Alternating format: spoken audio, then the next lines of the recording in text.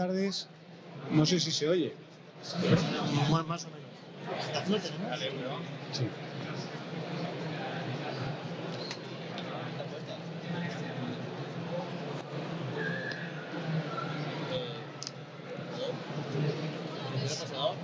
Está puesto el... Ah, no, puede ser.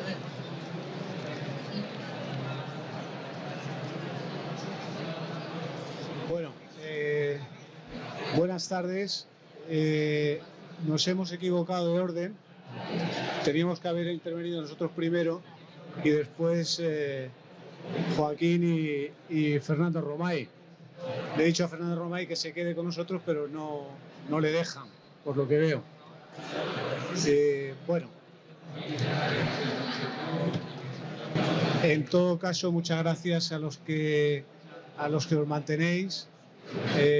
Creo que el tema tiene suficiente interés como para que no os arrepintáis. Y además vamos a ser breves y concisos en la medida en que podamos.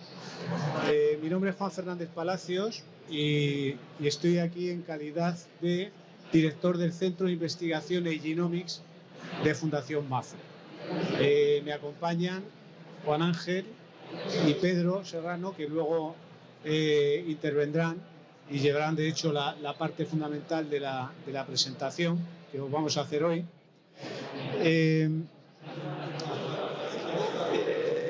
tema del que vamos a tratar, como indica el título de la ponencia y la guía que tenéis, es sobre la vivienda y la pensión, y distintas fórmulas para poder utilizar y poder monetizar el ahorro que tenemos o que muchos españoles tienen acumulados en la vivienda.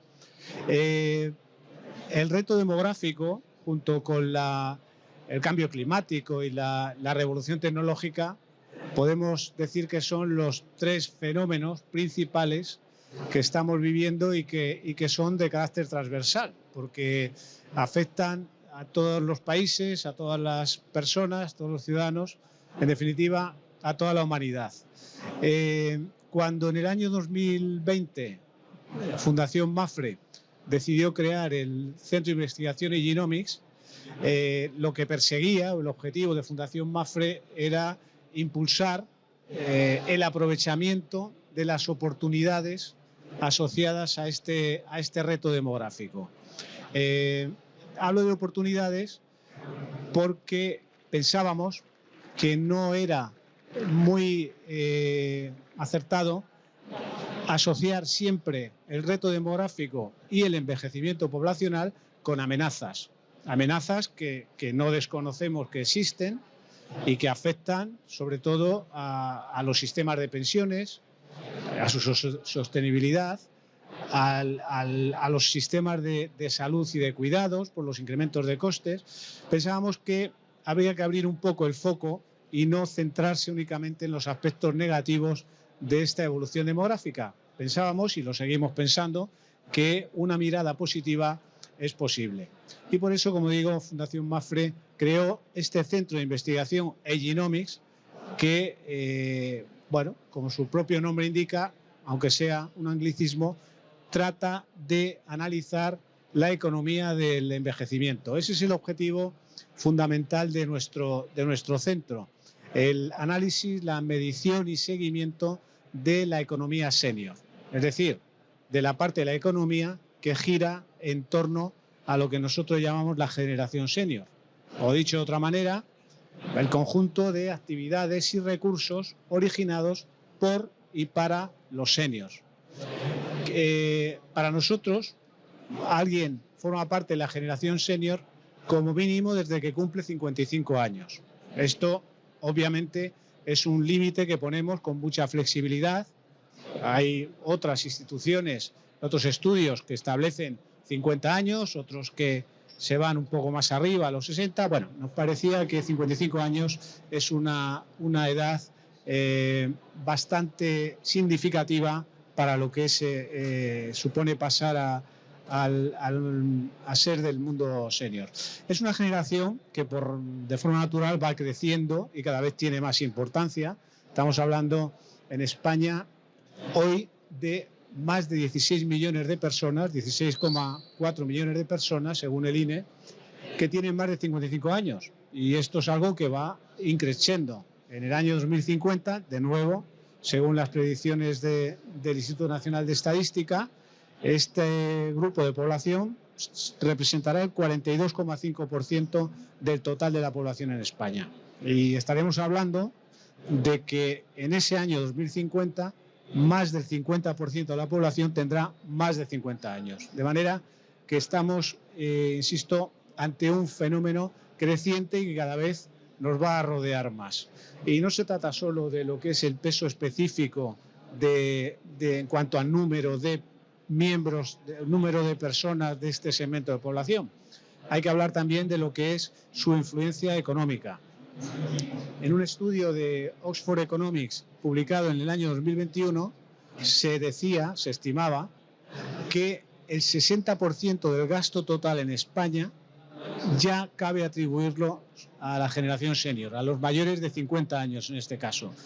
Y de ahí derivaban que el 26% del Producto Interior Bruto también corresponde atribuirlo a esta generación, es decir, 1 de cada 4 euros que genera nuestra economía en un año procede de la generación senior.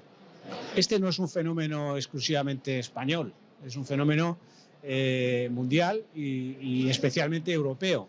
La Comisión Europea estima que en la década 2015-2025 la economía senior habrá crecido del orden de un 5% acumulativo anual, un 5% todos los años.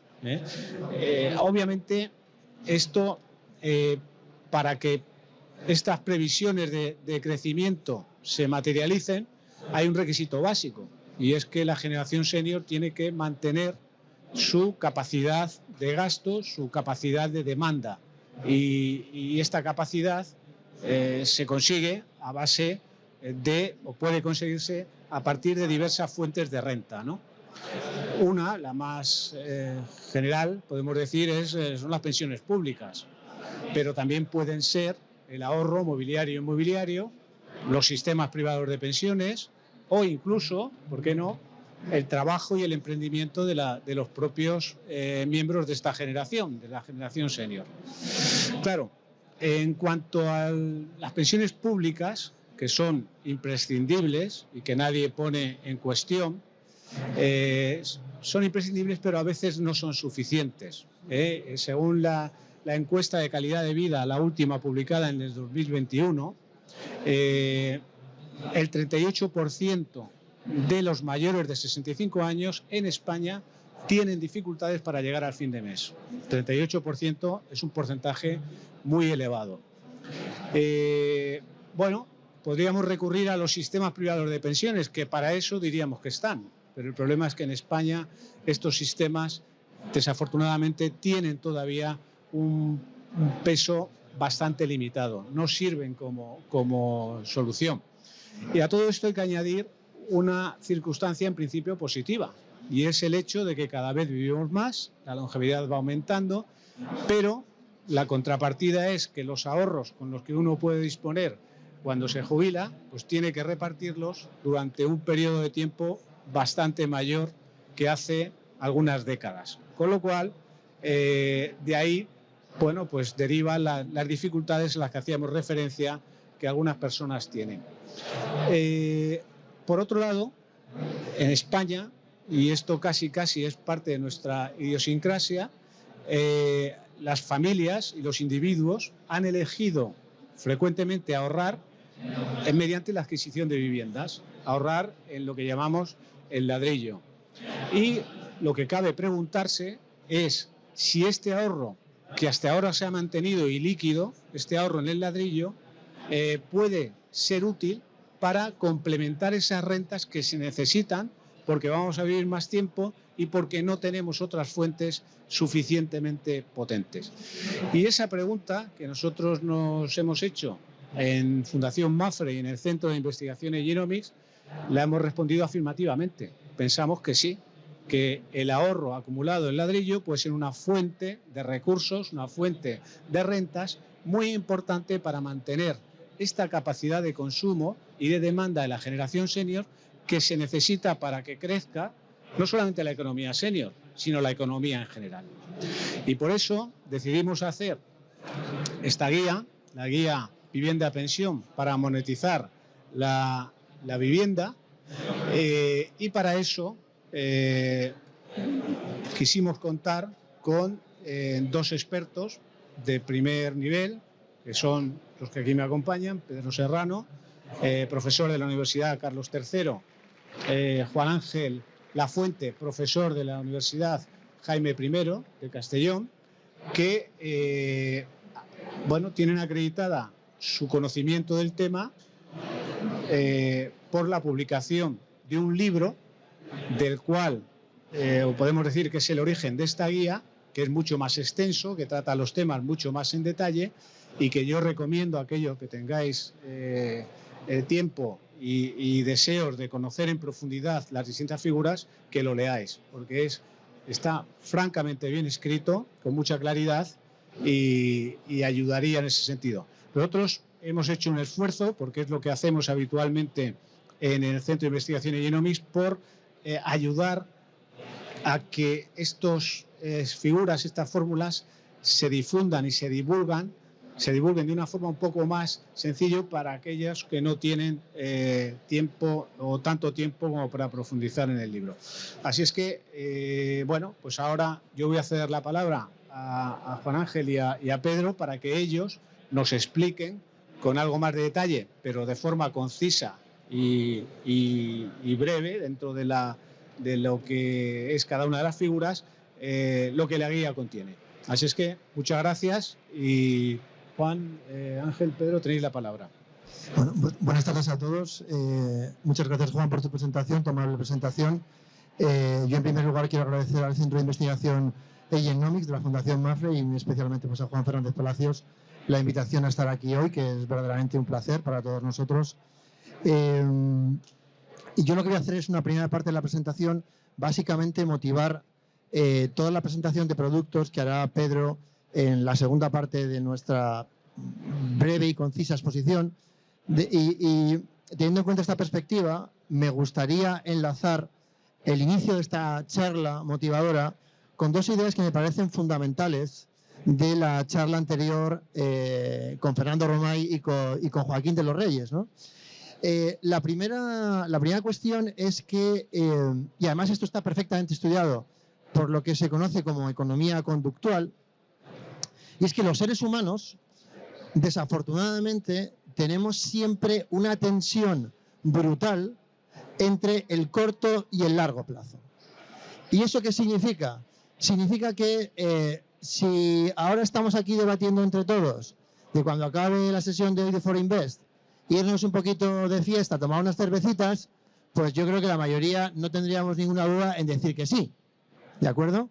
Pero si en cambio yo dijera, oye, mira, yo al acabar esta sesión, ¿por qué no nos juntamos todos y hacemos una pequeña charla de cuáles son los productos de licuación del patrimonio cuando la gente tenga 65 años? Pues me vais a decir todos, oh, interesantísimo, ¿no?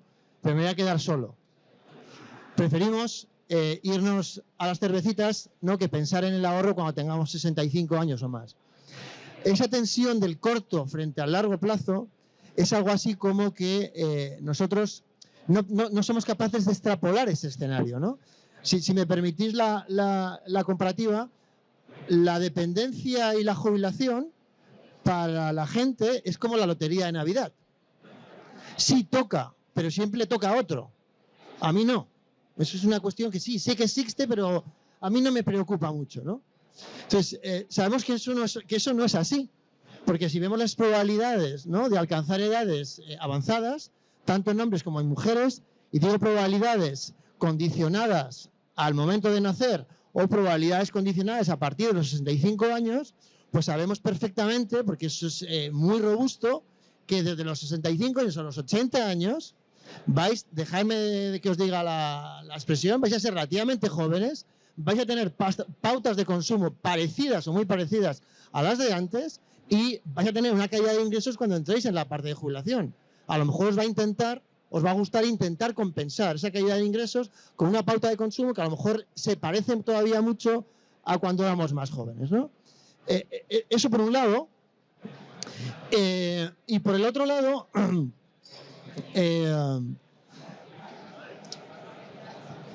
tenemos otro problema, ¿no? Y es que la incertidumbre nos molesta muchísimo a todos.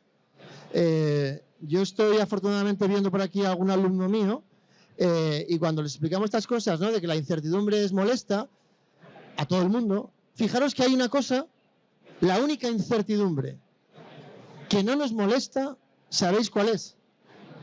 Que no sabemos cuándo nos vamos a morir. Esto es maravilloso. Pero esa maravilla de no saber cuándo nos vamos a morir genera lo que se llama el riesgo de longevidad. Y es que tengo que administrar mis recursos hasta una fecha que no sé. Y además en un escenario, vamos a decir, crecientemente adverso en condiciones de mayor dependencia, ¿no? Entonces ahí se pone de manifiesto una vez más esa idea de que tenemos que superar el sesgo del corto hacia el largo, porque hacer esfuerzos para reducir consumo hoy a lo mejor es importante para mantener consumo mañana cuando tengamos caídas esperadas de ingresos, ¿no? Entonces, eso es un poco la motivación que está detrás de la guía que amablemente nos encargó el Centro de Investigación Egenomics. Y la guía entonces, ¿de qué va? Bueno, sí, Juan Ángel, nos has explicado aquí que la incertidumbre y que cuando somos jóvenes nos gusta irnos de cervezas. Bueno, bien, pero... Y entonces, ¿por qué es importante la guía? La guía es importante porque para la cohorte del baby boom, la gente, vamos a decir, sin ser muy consciente de, ahorró en forma de ladrillo, como decía Juan antes.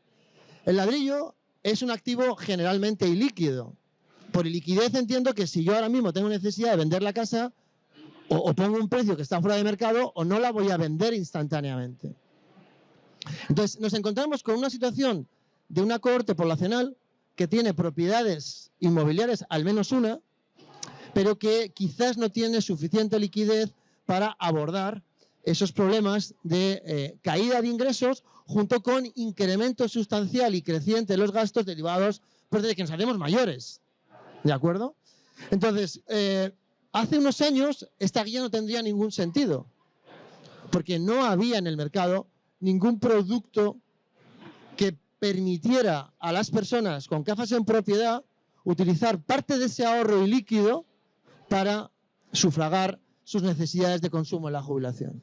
Afortunadamente cada vez hay más agentes en el mercado y de hecho tenemos la gran noticia, yo creo, reciente de que la Fundación Mapfre junto con el Banco Santander acaba por fin de lanzar su hipoteca inversa y las hipotecas inversas,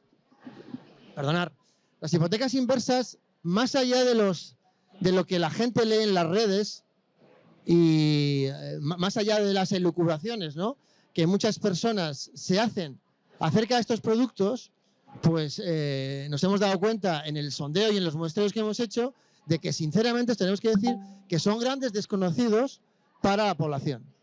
Entonces pensó la Fundación y la Fundación Mapfre y amablemente nos lo encargó, que tener una guía que al menos oriente al consumidor sobre qué tipos de productos tiene y un poco cuál es en ese bosque enorme, en ese bosque que a lo mejor no sabemos cómo circular, cuáles son las guías básicas para que cuando yo entre en el bosque y llegue a una bifurcación, pues sepa si tengo que ir por la derecha o me interesaría ir por la izquierda. Pero por supuesto, como decía Fernando antes, dentro de un esquema de neutralidad, ¿no?, de asesoramiento independiente de personas que no tengan ningún conflicto de intereses en explicarte esas cuestiones, ¿no? Bueno, pues dicho todo lo cual, si queréis, voy a lanzar ahora un pequeño test de calentamiento para que os hagáis idea un poco de cuáles son las preguntas clave que uno se tiene que plantear si es que el día de mañana tiene una casa en propiedad o ahorra en forma de ladrillo y le apetecería disponer de más ingresos a partir de la casa. Y lanzo un matiz muy importante, y es que esto, en muchos casos, tenemos ya la posibilidad de productos que te permiten tener esa liquidez sin renunciar a la propiedad de la casa. Es decir, que vas a utilizar una parte del ahorro, pero retienes la propiedad. Y luego ya veremos a los herederos cómo solucionamos el tema de la herencia, porque la casa sigue siendo de la persona original. Bueno, pues vamos, si queréis, a esas preguntas. Yo sí que pediría ahora un poco colaboración del público, elevando, como decía Fernando, vigorosamente vuestro brazo. Y me venía a la cabeza lo que antes han preguntado por la audiencia, ¿no? Levantar el brazo es importante muchas veces, ¿no? Y si no, se lo digan a Fernando, que es el único español que ha hecho un tapón a Michael Jordan, ¿eh? O sea, y esto pues son palabras mayores, ¿no? En la final de Los Ángeles 84 contra los Estados Unidos. Y es que me gusta mucho el baloncesto. Bueno, pues vamos con la primera pregunta.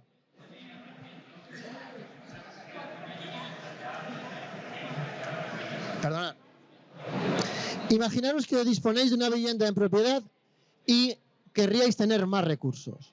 Y os doy dos opciones. La primera, utilizando la casa, disponer de relativamente poco dinero a cambio de seguir residiendo en mi casa.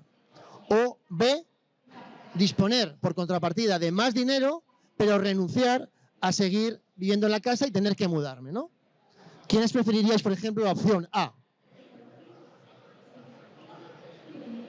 Bueno, yo creo que mayoritariamente observamos que la gente elige la A, ¿no? Porque somos animales de hábito y residir en la casa de toda la vida, pues es siempre algo entrañable, ¿no? Bueno, pues es perfecto, porque eso ya te da una idea de, en esa primera bifurcación, que luego explicará Pedro magníficamente, por dónde tengo que ir. Si tengo que irme por la AP7 o me tengo que ir hacia Madrid o me tengo que ir hacia Barcelona, ¿no?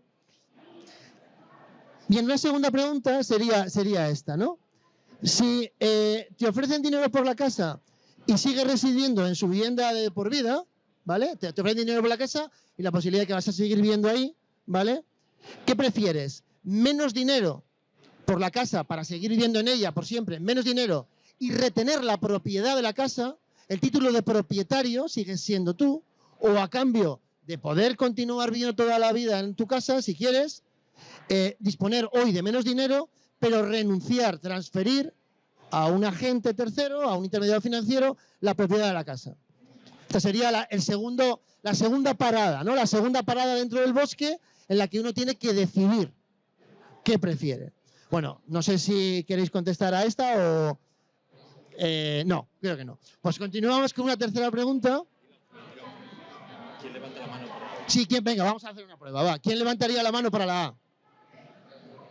Vale. ¿Y para la B? Bueno, aquí está más equilibrado. Tú para la B. Aquí está un poco más equilibrado, pero estamos equilibrados porque ya hemos pasado un primer filtro en la primera pregunta. Bien, y una tercera pregunta fundamental, ¿vale? Y esto está muy relacionado con la tradición histórica de la sociedad española en una época en la que las residencias de ancianos no existían y todos que tenemos una edad, yo incluido, ¿vale? Pues hemos vivido cosas como que este mes los yayos nos tocan a nosotros, ¿no? Y vienen los yayos a vivir con nosotros este mes a casa, porque los yayos iban rotando por las casas de los hijos. Luego, claro, había un compromiso moral porque habíamos cuidado a los yayos, bueno, los padres y los nietos también, obviamente, ¿no? Los habíamos cuidado, pero claro, los yayos iban a dejar las casas o la casa a los hijos en herencia, ¿no? Había ese compromiso moral, ¿no? Entonces, esto ha sesgado mucho hacia la idea, la tendencia de que, o sea, es como un compromiso moral dejar herencia a los hijos, ¿no? Y esto, a día de hoy, pensamos que el esquema de referencia ha cambiado sustancialmente, ¿no? Dicho lo cual, habría aquí una pregunta. ¿Para vosotros es prioritario, aunque disminuya vuestra calidad de vida, dejar herencia o lo consideráis algo menos prioritario y sois vosotros los que queréis hacer uso del ahorro del ciclo vital que habéis generado vosotros? Esta es una última pregunta importante que uno tiene que contestarse, ¿no? Entonces, es una simplificación de cómo intentar ayudar a la gente a enfrentarse a un problema de toma de decisiones con incertidumbre, que no es nunca trivial, y una vez que uno tiene claro estas ideas, entonces ya podría estar en mejor disposición de entender el abanico de productos que el mercado hoy día pone disponibles a los consumidores y que son fruto de la innovación financiera. La hipoteca inversa, que acaba de lanzar Mapfre Santander, es un producto que podemos llamar de innovación financiera. Evidentemente, hace 20 años la hipoteca inversa en España pues era como hablar de una mariposa verde, ¿no? Es decir, esto era una cosa absolutamente impensable, ¿no? Pero hoy tenemos en día muchos productos, además de la hipoteca inversa, los cuales voy a ceder ya la palabra a mi coautor, Pedro Serrano, para que pase a exponerlos en una segunda fase de la exposición. Vale. Hola, sí. Yo me he quedado con la gana de saber de ustedes, solo para quiénes de ustedes es prioritario, aunque disminuya su calidad de vida, pues esto, dejar herencia. ¿Para quién es prioritario? Y sorprendentemente, ¿para quién no es prioritario dejar herencia? Bueno, esto ya revela un cambio de paradigma, ¿no? O sea, esto verdaderamente era impensable hace 5 años. Voy a ir directamente a lo que son los productos de monetización de la vivienda. Aquí yo mentalmente me hago 3 grupos motivados por diferentes intereses. Quizá el grupo más joven está buscando alternativas de inversión. Ahora voy a enseñar alternativas de inversión. Quizá el grupo de media edad está interesado en lo que ha dicho Juan Ángel, que es cómo puedo cuidar a mis padres mejor, cómo puedo financiar los gastos de dependencia que estoy sufriendo ahora mismo o de qué forma la vivienda me puede ayudar.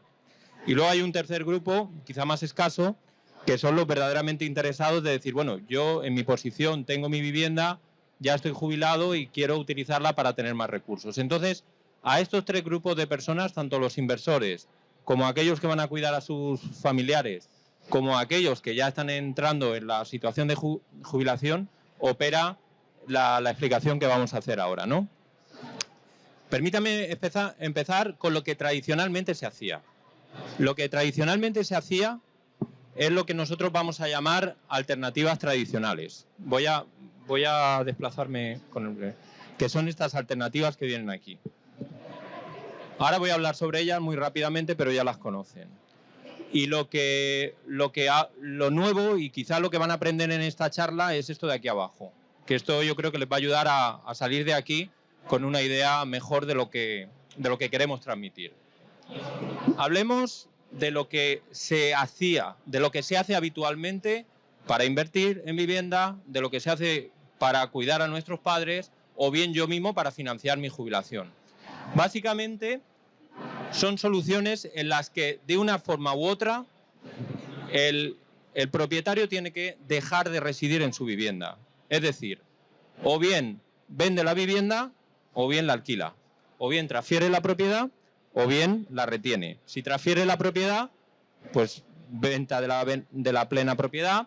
Se puede ir también a una vivienda más pequeña y con la diferencia sufragar esos gastos, o bien un tipo ya un poco más peregrino, que es la permuta inmobiliaria, que consiste básicamente en intercambiar con otro y quedarme con la diferencia, ¿no? Alguien que vive en Valencia, alguien que vive en Madrid, el de Madrid quiere venir a Valencia, el de Valencia se quiere ir a Madrid.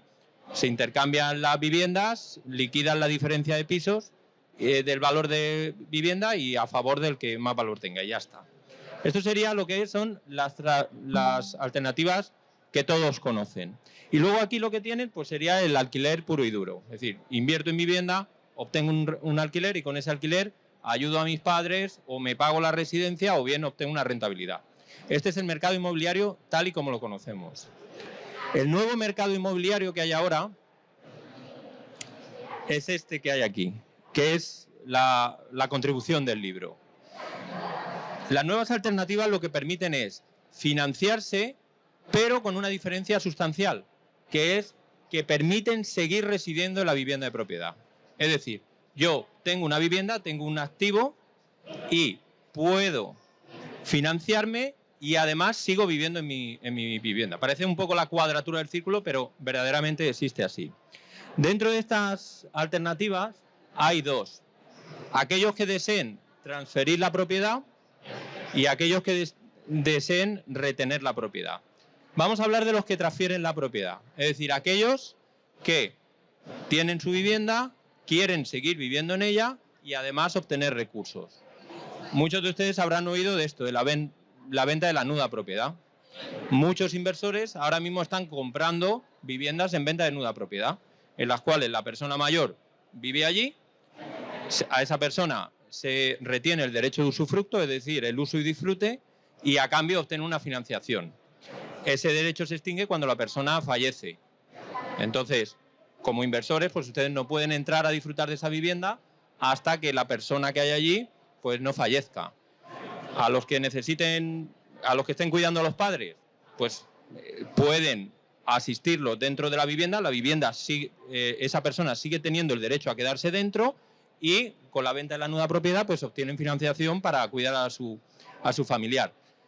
Y no solo eso, es que si es su familiar, su padre, su madre, se decide ir a vivir con ustedes, esa casa puede seguir alquilándose porque el derecho de usufructo sigue residiendo en el propietario, bueno, en el antiguo propietario. Es decir, que todavía se pueden doblemente financiar con la venta de la nuda propiedad y además el alquiler que genere esa vivienda. Aquí tienen la vivienda inversa, que es un producto muy parecido, en el que, por no entrar en aspectos legales, la diferencia entre la vivienda inversa y la nuda propiedad es que la vivienda inversa vendemos la plena propiedad de la vivienda deja de ser nuestra, dejamos de tener el derecho a residir de por vida, pero nos convertimos en inquilinos vitalicios. El inquilino vitalicio, la diferencia con el usufructuario, es que el inquilino vitalicio no puede volver a alquilarla. Sin embargo, la ley impide realquilar. Sin embargo, el usufructuario sí. Obviamente, la cantidad de dinero que se percibe en la vivienda inversa es algo mayor que la de la nuda propiedad, porque ese derecho no lo retiene el individuo. ¿De acuerdo? Entonces es otra vía de financiación que permite seguir quedando en casa y obteniendo financiación. Y por último están las rentas vitalicias inmobiliarias. ¿En qué consiste esto? Pues esto es, yo tengo una vivienda, hay alguien interesado en mi vivienda y llegamos a un acuerdo por el cual esta persona me pasa una renta mensual de por vida y a cambio cuando yo fallezca, esa persona se queda en propiedad mi piso. Es lo que en Francia se llama viager. Claro, aquí ya opera la aleatoriedad que ha dicho Juan Ángel. Si esa persona fallece antes de tiempo, pues a mí el piso me ha salido por 4 duros. Sin embargo, si esa persona pues tiene una expectativa mayor de la esperado, pues a lo mejor me sale caro la financiación del piso. En estas 3 alternativas transferimos la propiedad, es decir, una vez fallecido el propietario, el inquilino, y ahí la propiedad ya está transferida a un tercero. Sin embargo, también existen otro tipo de alternativas por las cuales seguimos viviendo en casa y además retenemos la propiedad por si, por ejemplo, deseamos transferirla a los herederos. Ese es el ejemplo de la hipoteca inversa. La hipoteca inversa, que es el producto que habrán oído mucho, consiste simplemente en un préstamo. Yo tengo mi vivienda, soy mayor de 65 años y el banco me presta un dinero ¿a cambio de qué? A cambio de que a fallecimiento mío, y esto es importante, cuando yo fallezca, mis herederos tendrán que devolver el capital prestado más los intereses. En eso consiste la vivienda inversa. Yo siempre soy el propietario de mi vivienda. Lo que ocurre es que cuando yo fallezco, el banco se acerca y dice, mire, pues su padre, su madre, nos debe esta cantidad en concepto de principal más intereses. Ustedes tienen 2 opciones. O bien me los liquidan ustedes si la vivienda es para ustedes, o bien liquidamos la vivienda y el remanente yo se lo transfiero a ustedes y ya está. En esto consiste la hipoteca inversa y es, digamos, el producto que habrán oído recientemente. Y finalmente está la permuta de alquileres. La permuta de alquileres lo que consiste es que usted vive en su casa y necesita asistencia médica, ¿no? Todos recordamos, es un ejemplo que he puesto varias veces, el caso de Concha Velasco. Concha Velasco vivía en su casa, los hijos no podían cuidarla y la llevaron a una residencia medicalizada, ¿no? Pues imagine que la residencia, usted no puede pagar la residencia de sus padres porque no hay capacidad para ello. Pues mediante la permuta de alquileres, un tercero, que es una compañía, le financia a usted la estancia en esa residencia de la persona mayor a cargo de la explotación del alquiler. Es decir, el alquiler que esa vivienda va generando va pagando la deuda que esa empresa, el dinero que esa empresa le está prestando. Y este pago se puede extender más allá de la vida del propietario. Es decir, si su padre, por ejemplo, por poner un caso, va a la residencia, la empresa comienza a financiarle la estancia en la residencia y genera una deuda de 15.000 euros. ¿Qué ocurre? Cuando fallece su padre, pues viene la empresa y le dice, mire, aquí hay 15.000 euros que me debe su padre o su madre. Tiene dos opciones. Opción A, usted me deja explotar el alquiler hasta cumplir esos 15.000 euros y después ya continúa y hace usted lo que quiere. O bien, pues me da los 15.000 euros en líquido y aquí tiene la vivienda para que disponga como desee, ¿no? O véndala y me sufraga. En definitiva, lo que estamos mostrando aquí es una nueva parte del mercado que ha surgido. Todos estos contratos ya operan y son contratos que tanto a inversores, a cuidadores de dependientes como a futuros usuarios pues pueden ser interesantes, ¿no? Aquí simplemente son alternativas, decirles que actualmente pues el mercado está empezando a bullir, le favorece el tema demográfico y fundamentalmente pues las operaciones el 90% son de nuda propiedad, pero ya verán como en estos años la hipoteca inversa crece mucho más. Este es el esquema general, no verán nada, pero es simplemente para que vean cómo su entendimiento del mercado después de esta charla pues ha pasado de lo que sabían a lo nuevo, ¿no? Y este es el nuevo mercado inmobiliario al que se enfrentan todos ustedes. Y bueno, si se preguntan qué producto elegir, pues si desea permanecer en su vivienda y no desea abandonarla, pues claramente la venta de la nuda propiedad, el alquiler o la mudanza reducida. Si desea permanecer en su hogar y no desea transferir la propiedad, pues aquí lo tienen. Si desea transferir la propiedad, pues las que les he dicho, la venta de la nuda propiedad, etcétera. O si desean retener la propiedad, pues la hipoteca inversa. Y finalmente, si desean disponer de ingresos extra, pues bueno, existen diferentes alternativas que en la guía pueden encontrar para sufragarlo. Y voy a dejar a mi compañero que concluya, porque ya he hablado mucho. Bueno, sí. Esto es inesperado, esto no estaba pactado entre Pedro y yo. Entonces, nada, pues eso, que simplemente que seáis conscientes todos de que el árbol de productos, ¿no?, ha crecido sustancialmente. Y yo quiero finalizar con una idea fundamental, ¿no? Cuando yo pregunto a veces a los alumnos, ¿no?, ¿por qué la gente lleva un seguro del coche? A veces ellos me responden, hombre, si te para la policía te multan. Pero ese no es el fundamento de un producto financiero, ¿no? El fundamento de un producto financiero es que tú transfieres un riesgo sistemático a otro señor que está dispuesto a cubrirlo. No podemos asegurar que no tengamos un accidente. Eso es un riesgo sistemático. Hay un tercero que nos dice, oye, págame y si te pasa algo yo cubro ese riesgo sistemático. Aquí tenemos otro riesgo sistemático. Es el riesgo de longevidad. Y el riesgo de longevidad, la única forma de cubrirlo a día de hoy son todas las alternativas que Pedro ha desarrollado en el nuevo esquema de productos disponibles. Bueno, pues yo con este último mensaje zanjo mi palabra y ya cedo la palabra a Juan Fernández Palacios. Muy bien. Oye, muchas gracias, Juan Ángel, Pedro. Yo creo que al margen de cómo lo habéis expuesto, mi recomendación es leer la guía. La guía está escrita con una vocación de concisión y claridad prioritaria. Incorpora fichas para cada uno de los productos donde se puede ver cuál es la fiscalidad de cada uno, cuáles son las características principales e incluso algunos ejemplos que ayudan a entender y a aterrizar en la práctica lo que cada uno de estos productos significa.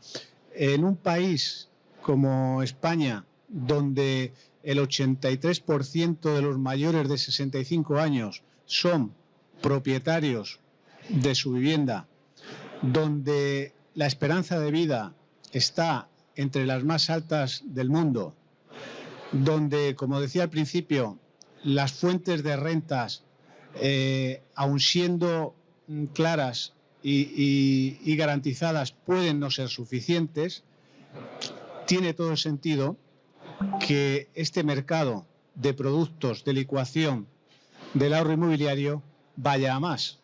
Hay países de nuestro entorno, el Reino Unido, donde se celebran decenas de miles de estas operaciones todos los años. No quiero decir que esto vaya a ser así en España pasado mañana, pero sí es cierto que a la fuerza las familias y los individuos tendrán que recurrir en mayor medida cada vez a estas fórmulas. De manera que yo creo que con esta publicación que hemos promovido desde Genomics vamos a ayudar a que los ciudadanos pues tengan un poco más claros por qué camino tienen que ir. Antes de terminar, sí me gustaría brindarles la oportunidad de que pregunten cualquier cosa que se les ocurra, aprovechando que tenemos, yo diría, a dos de los mayores expertos en España en esta materia. Entonces, si alguien quiere hacer alguna pregunta, este es el momento. Adelante. ¿Tenéis un micrófono por ahí? Vale, pásale. ¿Qué pasaría si en la vivienda objeto del producto que quisiéramos conformar tuviera la propiedad compartida hombre-mujer, bueno, pareja? ¿Qué pasaría? Matrimonio. Sí. Adelante, cualquiera de vosotros. Bueno, no pasa nada. Lo único que a la hora de calcular lo que se obtiene, ¿no?, por la nuda propiedad, el cálculo se hace siempre sobre la persona más joven. Siempre, es decir, si una de las dos, imaginemos el caso de hombre-mujer, ¿no? Pareja donde generalmente en las parejas las mujeres estadísticamente suelen ser más jóvenes que los hombres. Entonces se calcularía la remuneración en términos de la esperanza de vida del más joven. Eso a grosso modo. Luego hay entidades que evalúan también el estado físico de los individuos, etcétera. Pero hay que pensar también que esto es un mercado, es decir, en una, por ejemplo, hipoteca inversa, yo puedo ir a una compañía que me da este precio y puedo ir a otra compañía que me ofrece este otro. Entonces, se trata simplemente de comparar oferentes, ¿no? Pero lo que nos dice la experiencia es eso, siempre sobre el más joven. ¿Alguna otra pregunta? Sí.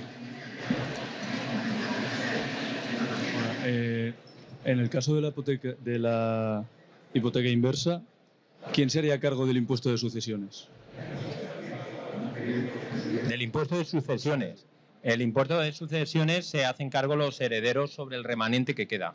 Es decir, una vez que se liquida la vivienda, imagínate que llegado a vencimiento se ha generado una deuda de intereses por el 60% del valor de la vivienda. Ese 40% es el que se distribuye a los herederos y es el que está sujeto a gravamen. O sea, que también puede ser un ahorro. Sí. Ten en cuenta que lo que da, digamos, la motivación legal del impuesto radica en la propia herencia, ¿no? O sea que siempre que hay una herencia hay que hacer el pago del impuesto de sucesiones y donaciones. Otra cosa es que cuando finalice la hipoteca inversa al fallecimiento del contratante, los herederos vean cómo decidir liquidar la deuda pendiente.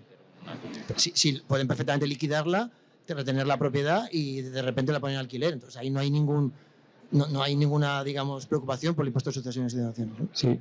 Yo, por continuar la pregunta también, lo que nosotros estamos viendo en conversaciones con actores de mercado es que la hipoteca inversa están solicitando dos tipos de clientes. Por una parte, las personas mayores que desean complementar la pensión, que racionalmente dicen, bueno, pues voy a retener la propiedad y tal, digamos la teoría del producto.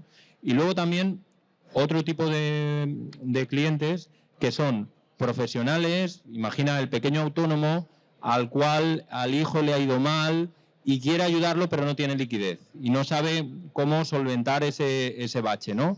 Pensemos actualmente el tipo de préstamo que le ofrece a una persona de 80 años una entidad bancaria. O sea, un préstamo a muy corto plazo con un tipo de interés muy alto. Vamos, prácticamente es un mercado que está completamente cerrado a la tercera edad. La hipoteca inversa te lo abre. Te lo abre con, además, la ventaja de que no se paga hasta fallecimiento del propietario. Es cierto que acumula intereses, pero al estar la casa como colateral, es una forma de dilatar ese pago en el tiempo. Sí, y si me permites una puntualización adicional, un error general que observamos es que se comparan los tipos de interés de los créditos hipotecarios normales con las hipotecas inversas. Y si me permites, es como comparar una bebida energética con agua mineral, prácticamente. No podemos hacer una comparación con un crédito para comprar una casa contra un crédito que está cubriendo el riesgo de longevidad. Son productos absolutamente diferentes, ¿no? Sí, y una última observación que a mí me gustaría hacer. No sé si se oye. ¿No? Sí, ahora. No, y que yo creo que no hemos comentado, y es que la hipoteca inversa, que efectivamente es un préstamo con una garantía hipotecaria, se combina con una renta vitalicia. ¿Por qué? Porque puede ocurrir que cuando la hipoteca inversa se concede por un periodo que normalmente coincide con la esperanza de vida del solicitante.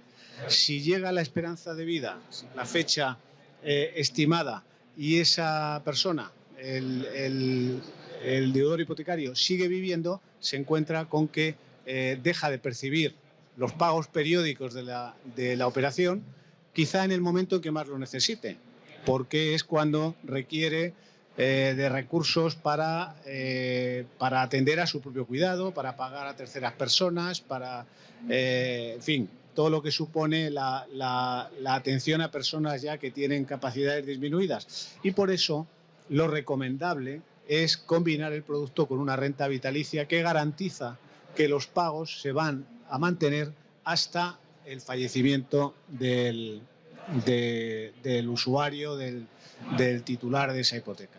Y ese es un dato, yo creo, importante y desde mi punto de vista necesario, para evitar, insisto, en que justo cuando uno más lo necesita es cuando se corta el flujo de pagos periódicos. No sé si hay alguna... Sí, adelante. Te tienes que acercar a por allí. Sí, tengo una duda con respecto a la venta de nueva vivienda. Si no entendí mal... la venta de la nueva propiedad. Sí, correcto. Al inversor, mientras más tiempo viva la persona que allí habita, más le cuesta la propiedad. Entonces, claro, esto digamos que generaría un incentivo perverso, digo. Entonces, mi pregunta es si existe algún mecanismo, o sea, un tiempo mínimo que tiene que pasar antes de que el inversor se quede con la vivienda o algo por el estilo, o entendí mal. Sí, quizá me explico yo mal. La venta de la nueva propiedad, voy con un ejemplo. Imagínese que vive en una vivienda cuyo precio de mercado son 300.000 euros, ¿vale? Entonces, lo que usted va a percibir con la venta de la nueva propiedad va a estar en función de los años de vida que a usted le queden. Si usted va a fallecer mañana, imagínese, un abstracto académico es, voy a fallecer mañana, le pagarían 300.000 euros por esa vivienda, porque usted prácticamente no va a hacer uso de esa vivienda, ¿no? Va a fallecer mañana, usted vende el valor de mercado. Pero imagine que queden 10 años en su esperanza de vida son 10 años. Pues en lugar de 300.000, lo que va a hacer la persona que le haga una oferta será reducir ese precio de 300.000, le va a quitar el coste de que usted siga permaneciendo allí en la vivienda. Entonces usted puede comprar una casa de 300.000 por 200.000 euros. Entonces, ahí, claro, el riesgo de esta operación es si esa persona vive más de lo esperado, pues usted va a tener una pérdida, ¿no? En ese sentido. Pero si vive menos de lo esperado, pues está comprando una casa de 300.000 por 200.000. Gracias. Sí, me gustaría añadir un pequeño comentario a esta pregunta que es muy interesante, porque ahí se me escucha así, porque ahí está justamente el problema de la incertidumbre de cuándo vas a morir. Pues uno podría pensar, bueno, pues el inversor puede ser muy listo, ¿no? Y entonces, oye, yo para estar cubierto, voy a pensar que esta persona va a vivir mucho tiempo. Y así, oye, pues como si vive 90, como si vive 95, ¿no? Yo le calculo un usufructo vitalicio enorme, ¿vale? Y le hago la oferta. Claro, si tú haces eso, el problema es que la oferta que le haces al señor es muy poco atractiva. Porque la diferencia contra el precio de mercado con un usufructo vitalicio exageradamente largo, te queda un valor para la nube de propiedad ridículo. Entonces, ahí es donde van a jugar los agentes en el mercado, los oferentes me refiero, a la hora de ser competitivos y lanzar sus ofertas, ¿no? Una aclaración adicional sobre esta operación, que es una operación realmente interesante y curiosa, pero que incorpora mucho riesgo cuando se hace entre individuos y además genera algún incentivo moralmente perverso, en el sentido de que tú, comprador de la nuda propiedad, lo que deseas es que la persona que te la ha vendido se muera cuanto antes. No digo que le vayas a atentar contra él, pero tienes ese deseo interno y malsano, si se me permite. ¿Qué ocurre? Que este mercado, el mercado de soluciones de licuación del ahorro inmobiliario, es todavía muy poco maduro en España. En un mercado maduro, estas operaciones de venta de la nueva propiedad tendrían una intervención mucho más importante de las entidades aseguradoras. ¿Por qué? Porque las entidades aseguradoras no sufren ese incentivo perverso, puesto que manejan miles o decenas de miles de contratos, de manera que les da igual cuándo muere una persona, porque lo que a ellos les mueva es cuál es la esperanza de vida media de todo el colectivo.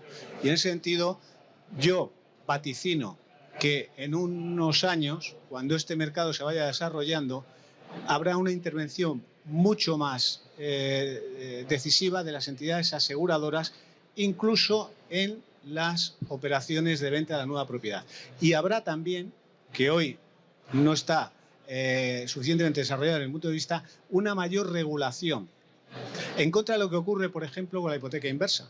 La hipoteca inversa fue regulada en España en el año 2007 y hay una norma y una guía del Banco de España y la Dirección General de Seguros y Fondos de Pensiones que dice cuáles son las características que tiene que tener la hipoteca inversa y que además están redactadas desde un ánimo de protección a los ciudadanos, a los individuos. Exigen, entre otras cosas, que haya un asesoramiento independiente cuando se hace cada una de estas operaciones. Bien, ese camino de una regulación protectora de los derechos de los ciudadanos individuales que ha empezado la hipoteca inversa, yo creo que va a ser seguido probablemente para las otras figuras. Pero hay que esperar a que el mercado madure un poco más. ¿Alguna otra pregunta? Muy bien, pues si no hay más preguntas, muchísimas gracias por la atención, por la paciencia y que les sea útil la guía de esta que hemos publicado en el Centro de Investigación Genomics de Fundación Mapfre. Muchas gracias.